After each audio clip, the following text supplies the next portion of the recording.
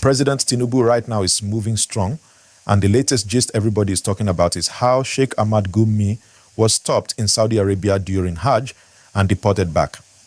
This matter shook Nigeria because Gumi is not a small person in the north. He is a well-known Islamic scholar in Kaduna, and he has always been in the middle of controversial conversations, especially about insecurity, kidnappings, and negotiations with bandits. Now imagine this same man entering Saudi, and they said, no, you cannot stay here, you must go back. Immediately, Nigerians began to connect it with his politics, his statements, and his reputation. Viewers, what do you think? Is it fair for another country to send him back like that? Or is it simply about his own record? Please like this video and subscribe if you're following the gist, because this one is hot. Now, while this was happening, President Tinubu is being portrayed as shaking up the so-called northern cabals. You know that word? Cabal. It means those powerful networks, those who pull strings behind the scenes, political elders, business elites, the ones who benefit from the old way of doing things. People are saying Tinubu is now breaking that stronghold. He is destroying their influence. And how? By targeting sensitive areas like the national census, the military structure, and even economic reforms that reduce their control. So you see how everything is connecting.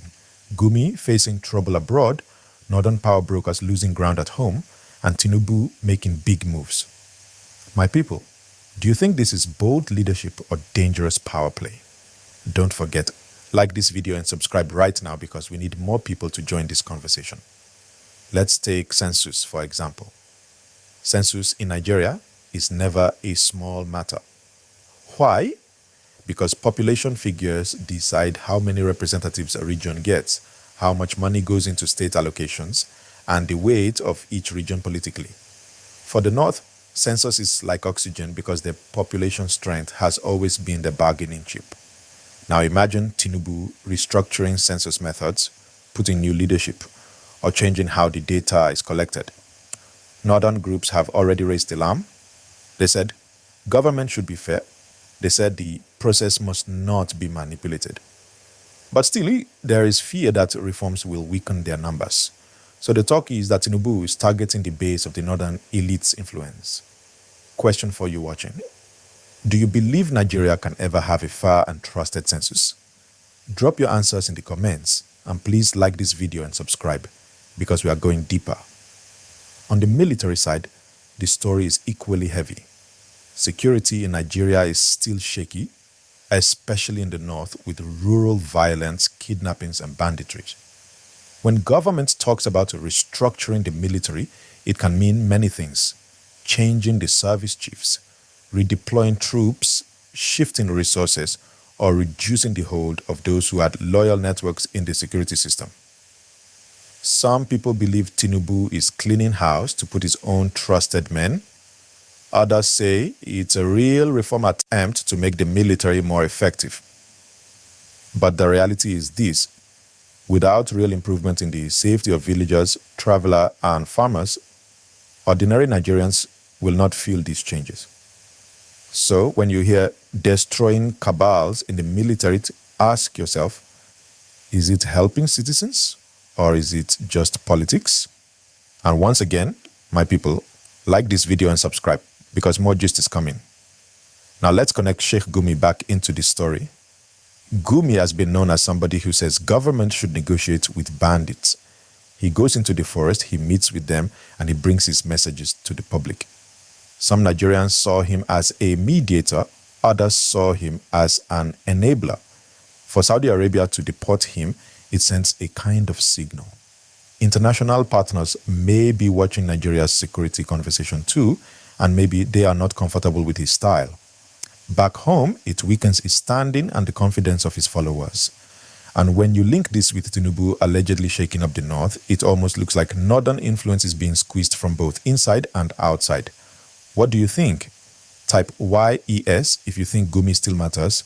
Type NO if you think his time is over. Please like this video and subscribe too. We need your voice. The economy is another layer.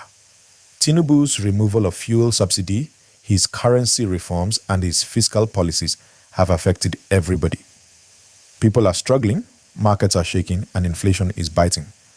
But one side of the gist is that these same reforms reduce the cash flow that old power networks, including northern cabals, used to enjoy. For example, fuel subsidy used to be a major channel of influence. People made billions from it. Removing it may be painful for citizens, but it has also cut off a major lifeline for elites. Number 3, keep speaking out. If citizens don't pressure government, these things will die quietly. Pause again and please hit the like button, share this video with friends, and subscribe to the channel. We are building a strong family that follows the truth. So the question is this: when the names come out, what will happen next? We may see resignations, we may see arrests, we may see court drama. Some names may shock the nation, some may confirm what people already suspected. But one thing is clear. If this government is serious, this list can change the game in the fight against terrorism. If they are not serious, it will just be another headline.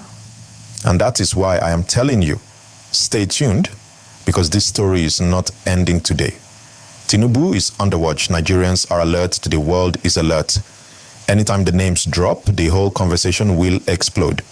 Another angle to this gist is the risk that comes when sponsors are revealed. Think of it. Some of these sponsors may have serious political weight.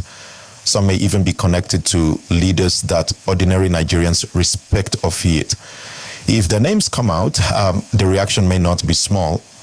There could be shock, arguments, even division in the country. Some people will say, finally government is serious, while others will say, no, this is witch hunt. So expect noise when the names appear.